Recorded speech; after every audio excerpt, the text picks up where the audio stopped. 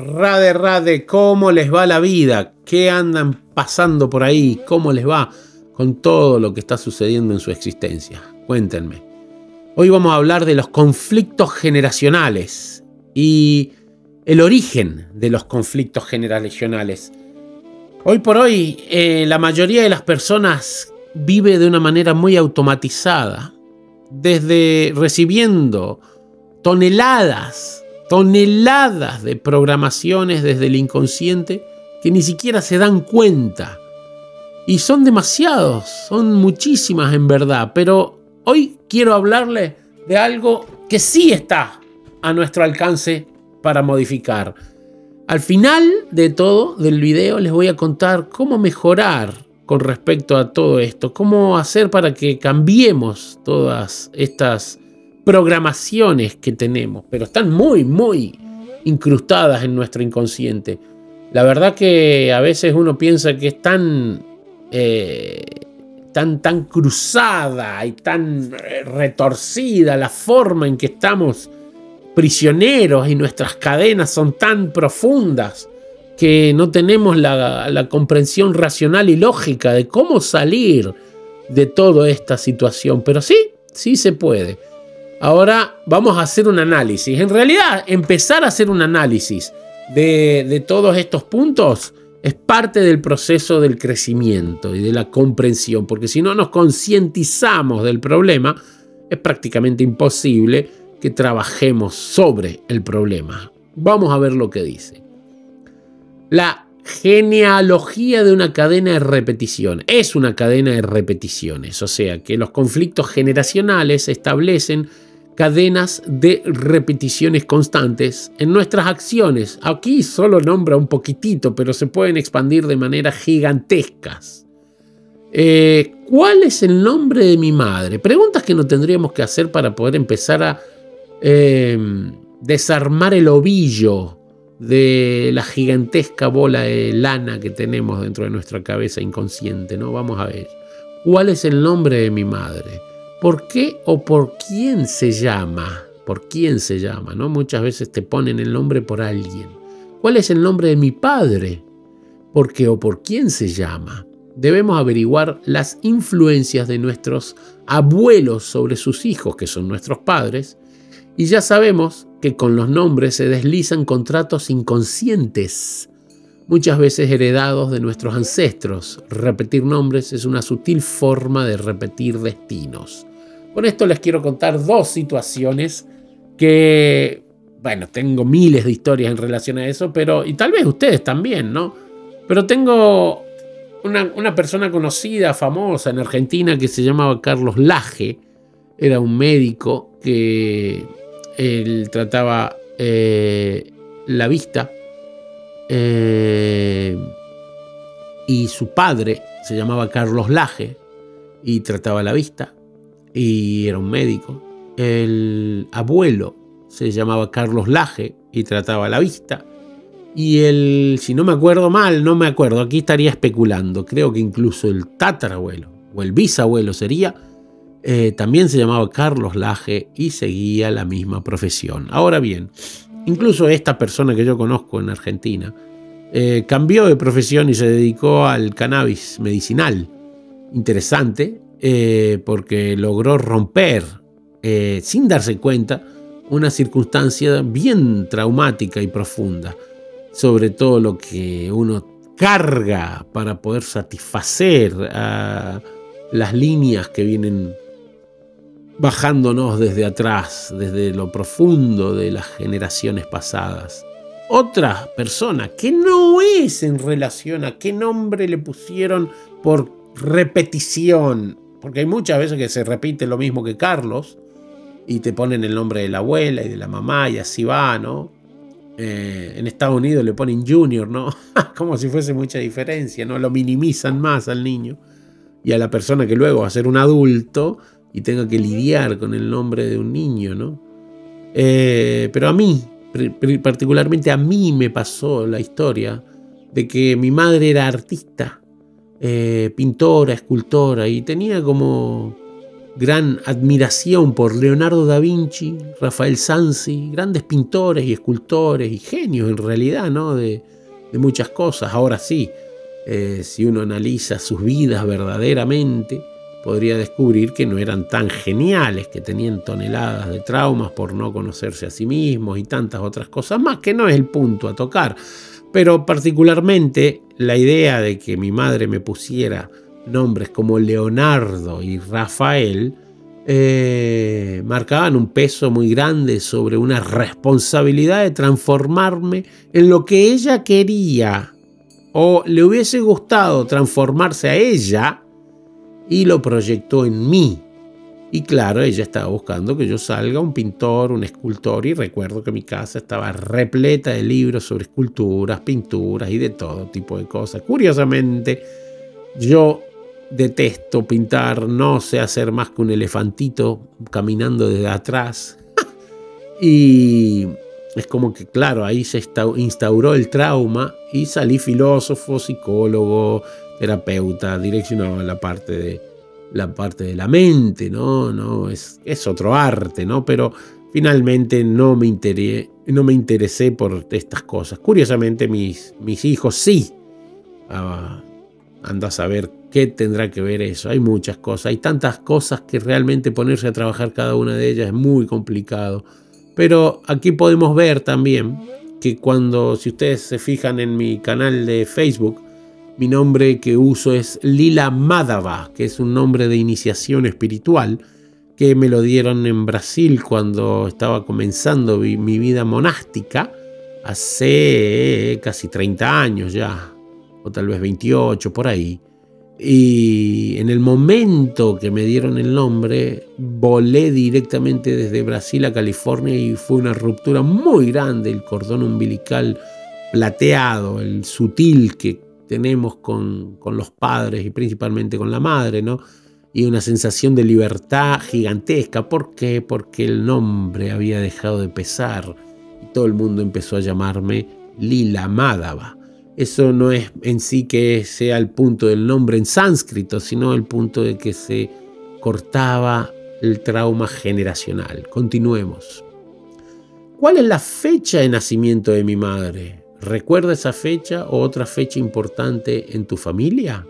¿Cuántas veces se observa que una familia que tras la muerte de una abuela nace una niña, hija de una de sus nietas, que consideran idéntica a la abuela desaparecida? También le pasan un trauma a la niña. Parece un engranaje de una máquina que sustituye piezas desgastadas por otras nuevas, a las que somete a una función similar. Nuestro trabajo consiste en identificar y desactivar esas monstruosidades. Sí, señor, son monstruosidades porque estamos imponiendo en un alma que haga un papel de la dramatización de la vida que no tiene nada que ver con ella. Le estamos imponiendo la idea de aparentar una realidad que no es la suya, con el peso de la mochila de otra entidad que no tenía nada que ver con ella o con él, con el cuerpo que sea que nazca esta alma. Le estamos ya desde el propio nacimiento instaurando una creencia limitante muy, muy pesada, incluso mucho más pesada que la idea del nacionalismo, el apego a un club de fútbol, el idioma y todas estas cosas que desde el momento en que nacemos, por nacer en una familia, ya nos empiezan a inculcar. Este tema va mucho más a profundo y se instaura muy profundamente en el inconsciente. Así que es importantísimo tratar de reconocer dónde se establecen estos patrones de conducta en nuestro inconsciente, y realmente aconsejo terapias porque es bastante difícil lidiar con todo esto. Yo lo sé porque me dedico a hacer este tipo de terapias casualmente. A modo de detallito, una cerecita con esto, mi padre nació el 13 de julio, mi hermano también y yo también. Imagínense ese tipo de cosas que suceden con el engranaje de las circunstancias que nos traumatizan. Ahí dice, aunque para ello primero debemos conocerla, debemos realizar una toma de conciencia, lo que ya dije yo, que tenemos que concientizarnos de lo que nos está pasando para poder de esa manera trabajar en el detalle de cómo transformar este tema, ¿no?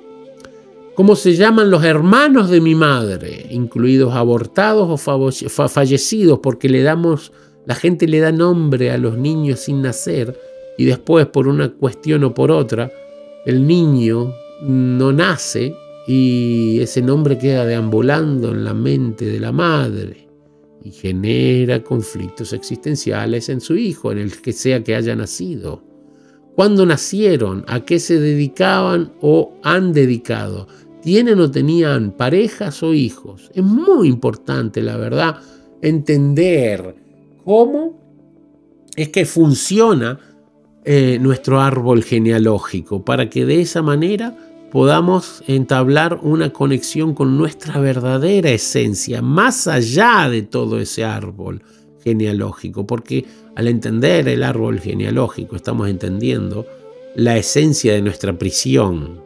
No te olvides que somos un alma eterna que momentáneamente está deambulando por un cuerpo material, y al estar dentro de este cuerpo material estamos teniendo experiencias relacionadas con este cuerpo material, siendo almas eternas que no tenemos nada que ver con el cuerpo material. Entonces, averiguar todos estos temas nos sitúa en la posición de trascender o fácilmente trascender el conocimiento material para buscar lo que es el verdadero conocimiento de lo que somos, ¿no es cierto?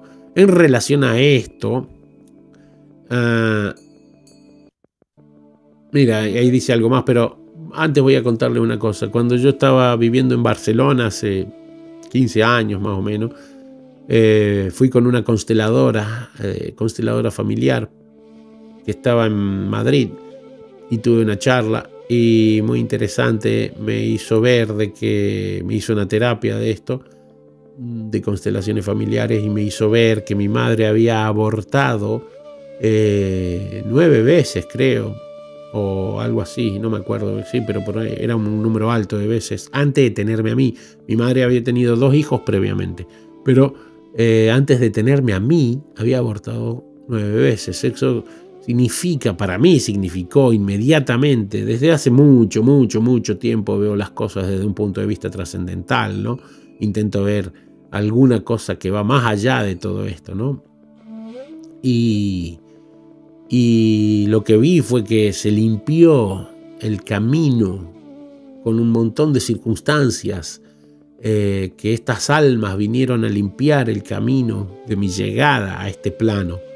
Entonces lo vi desde el punto de vista ese, ¿no? Cómo es que estas personas vinieron a ayudarme a poder tener una experiencia relacionada a lo que yo merecía tener, más allá de que haya sido bueno o malo, porque me han pasado millones de cosas en la vida, pero para poder yo tener ese tipo de circunstancias. Tengan en cuenta que una mujer que aborta tantas veces le quedan miles de traumas en la cabeza, y yo tuve que merecer ese tipo de madre. Entonces, por alguna razón, eso era beneficioso para mí. Entonces yo obviamente nunca tuve la capacidad de percibir en qué era beneficioso, porque nosotros estamos observando el mundo desde un plano muy finito, ¿no? Entonces, de alguna manera u otra, esto estaba predestinado para que yo pueda tener la percepción de la realidad que hoy en día tengo. Así que magnífico, bienaventurado todo este tipo de pasaje que tuve que experimentar en mi vida, ¿no? Atención a este dato: si nuestro nombre coincide con el hermano mayor de nuestro padre, pueden echarnos encima a un tío en forma de proyección. Las proyecciones de las personas en nuestras realidades son fantásticas y no dejan que nosotros podamos manifestar nuestra realidad auténtica, porque estamos viviendo desde el inconsciente la proyección de la vida de otro, que no tiene nada que ver ni con nosotros ni con el otro, porque es una proyección, no es la vida del otro, ni es nuestra vida. O sea que estamos viviendo en un limbo sin ni siquiera darnos cuenta. La posición de nuestra madre en su hermandad, la mayor, irresponsable, o la pequeña a la que no dejan crecer. Es un hecho que todas las circunstancias que nos han sucedido van a afectarnos de una manera u otra, y ese es el problema principal. Pasamos nuestros traumas generacionales a la gente que continúa. Es muy importante que tomemos conciencia de todo esto y que de esta manera podamos ayudar a la sociedad que está viniendo, ayudarnos a nosotros, porque cuando nosotros nos concientizamos, no solo nos ayudamos a nosotros mismos, sino que incluso ayudamos a la gente en un futuro y también a la gente en un pasado, incluso si han muerto. Esto es algo que voy a hablarles en los próximos videos relacionados a esto, porque son muchos puntos que hay que tratar y no me alcanza para hacer tantos videos o para hacer un solo video con todos estos puntos, porque sería muy largo. Así que prepárense que se vienen más videos sobre los traumas generacionales. Así que nos vemos en el próximo.